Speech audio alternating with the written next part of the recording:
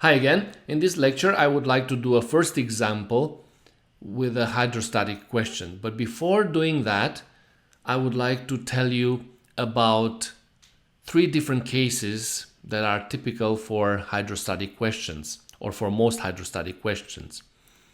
And the issue stems from the fact that hydrostatic questions usually deal with long structures that are perpendicular to the page of your question, and therefore they have to be treated in three dimensions.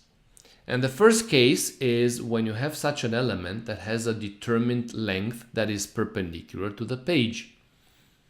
So what you see here in the sketch can be a retaining wall, a wall that retains fluid, having a determined length that is given, L.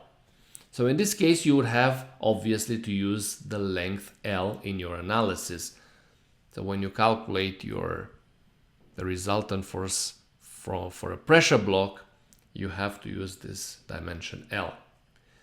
Now another case is when the structure is very, very long, virtually infinite.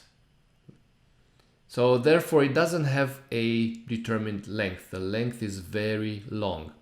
So what we can do in this case is actually conduct our calculation on a generic so-called slice that has a width that we can call L, or more commonly we can assume that the width is 1 meter long, and assume that every 1 meter width of the wall would behave in a similar way.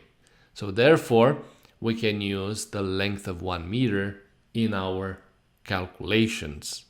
So we can assume that our structure is 1 meter long. Thirdly, we may have another case where there are some elements that are repeating at regular intervals.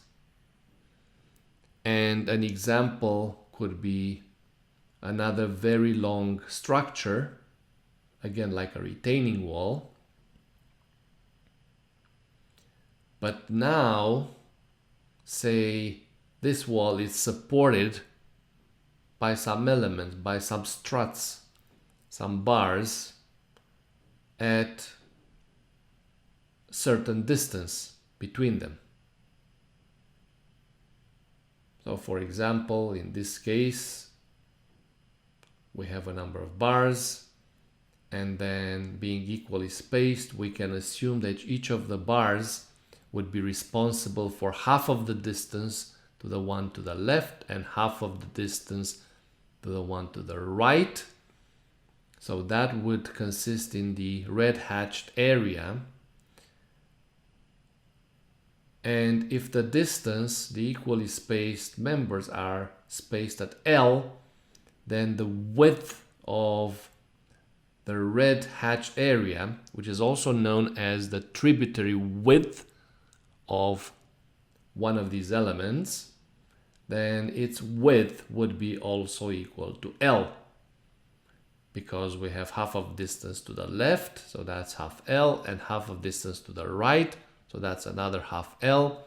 So in total, the width of the tributary area would be equal to L. So therefore, in this case, when we conduct the analysis, we should use the tributary width, which is the same as the spacing between the repeating elements.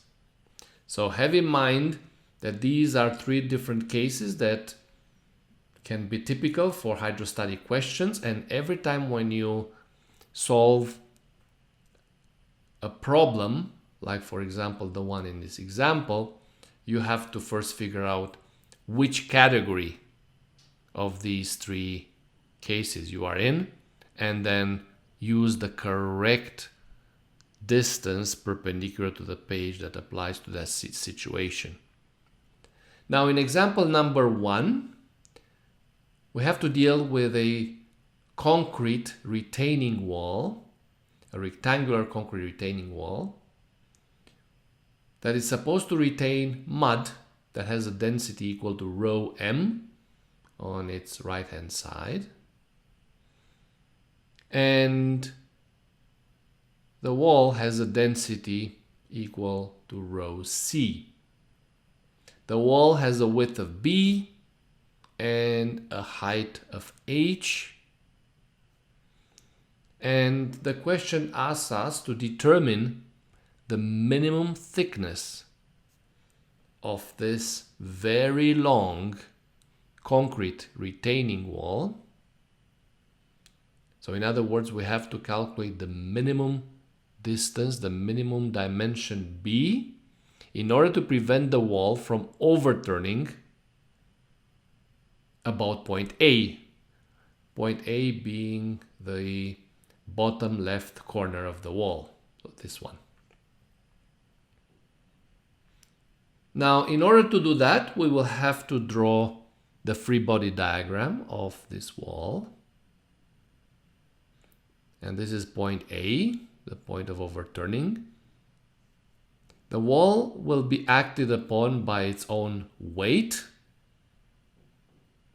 WC, and it will be acted upon by a pressure block due to the action of the mud. The variation of this pressure is linear. The pressure at the top of the surface is 0, where the depth is 0, and the pressure intensity of the bottom of the wall is PM, small pm. Point A acts as a pin, as the wall can rotate about that point. So we would have two reaction forces AX and AY at A. Small pm equals to the density of the mud times G times the height of the wall, H, or the depth of the fluid really. And then we can calculate the equivalent concentrated force, capital PM, as the area of the triangle for the pressure block, 1/2 PM times H times the distance perpendicular to the page, which, this being a very long wall, we will assume it as 1 meter, as explained previously. Now PM is located at a distance of 1/3 of H from the bottom of the wall, and also the weight of the wall is located at a distance 1/2 B from point A. Now for equilibrium, we can sum the moments about point A, and thus we can get rid of the two unknown forces, the reaction forces at A, AX, and AY, as we don't really need them. And we can establish hence a relationship between the overturning moment, which is counterclockwise produced by the mud pressure, versus the resisting moment, which is clockwise produced by the weight of the concrete wall. So when these two are equal, B will result as equal to H times square root of rho M divided by 3 rho C. And then any larger B than that would actually be safer. So B has to be greater or equal than this expression in order for the wall not to overturn about point A. So I would like to thank you very much for watching this lecture, this example, and we will do another example in the next lecture.